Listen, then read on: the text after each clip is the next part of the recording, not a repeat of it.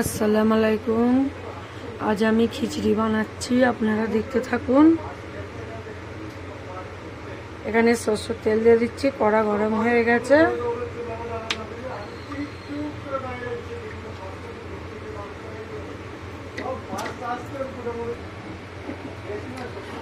তো এখানে সরষের তেল গরম হয়ে গেছে, আমি পেঁয়াজ দিয়ে দিচ্ছি।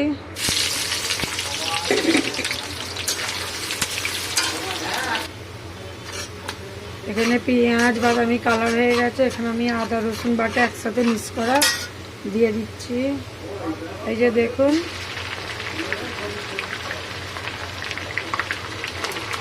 দু চামচ দিয়েছি।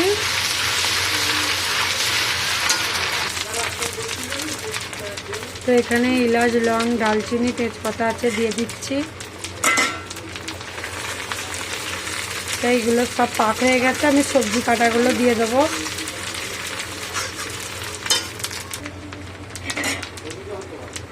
এখানে সবজি কাটাগুলো দিয়ে দিচ্ছি।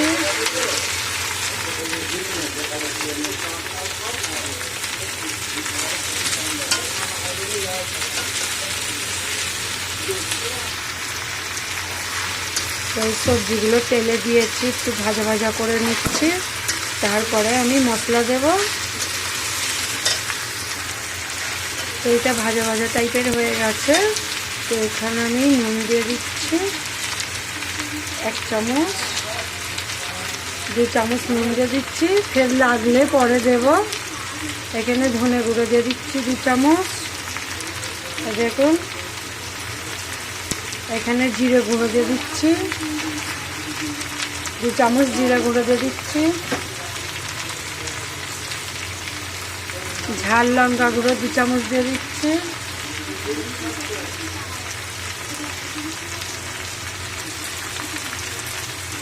এখানে হলদি গুঁড়ো দিয়ে দিচ্ছি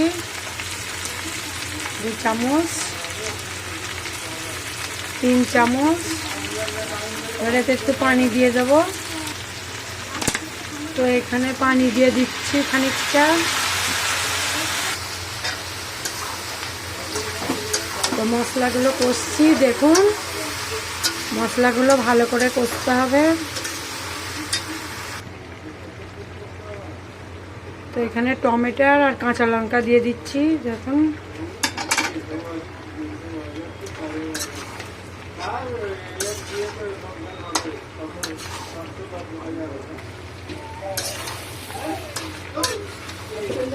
এখানে এটা কষে নিচ্ছি।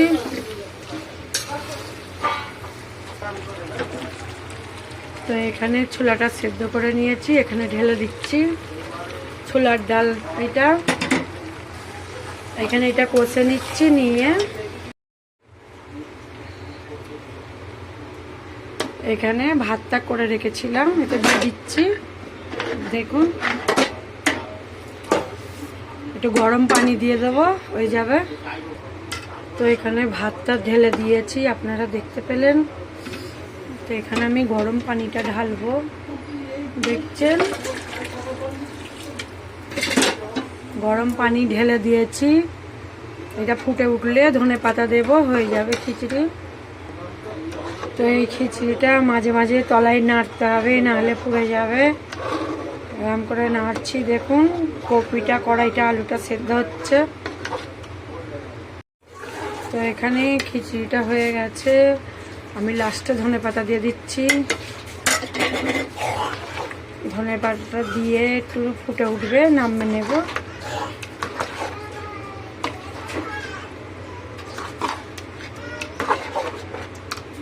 তো হয়ে গেছে, এই তো ফুটছে।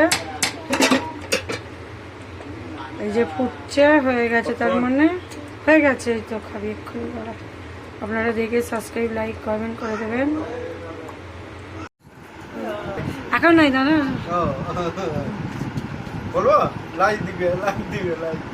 এটা আমার 5 নম্বর দেওর, এইটা 3 নম্বর দেওরের ছেলে। দেওয়ার পর হচ্ছে ওই যে খিচুড়িটা করেছি বড় হাঁড়িতে, এইসব খেতে দিয়েছি, খাচ্ছে। এইটা আমার ছোট ছেলে, হাসানে থাকে, ও এসছে আজকে।